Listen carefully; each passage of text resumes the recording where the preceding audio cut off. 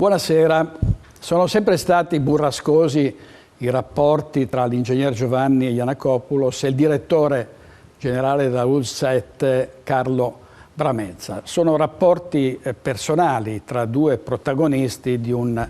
territorio che si sono scontrati più volte e che hanno avviato un dibattito, una discussione molto vivace sulla gestione della sanità dell'Alto Vicentino. Questo prescinde poi dalla nostra attività di giornalisti, non deve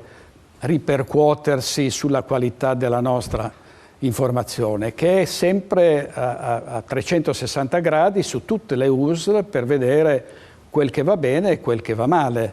della sanità e delle strutture sanitarie. Ce lo chiedono i cittadini e noi abbiamo sempre detto fin dall'inizio della nostra avventura televisiva che noi siamo sempre dalla parte dei cittadini, anche in questo caso e soprattutto in questo caso perché dai cittadini arrivano sollecitazioni a migliorare la sanità bassanese. Non si può pensare che ci siano interessi nostri nel criticare la gestione di una struttura ospedaliera o di un'area come quella della ULSS 7, perché noi non abbiamo interessi nella sanità, non abbiamo nessun investimento nella sanità, non abbiamo mai avuto a che fare con la sanità, quindi noi pensiamo soltanto a difendere le persone, coloro che sono costrette a spostarsi da San Bassiano ad altre strutture, coloro che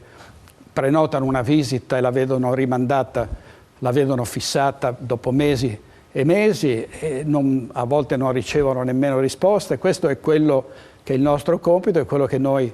vogliamo continuare a fare. Anche quello che abbiamo detto riguardo al vertice della sanità bassanese è assolutamente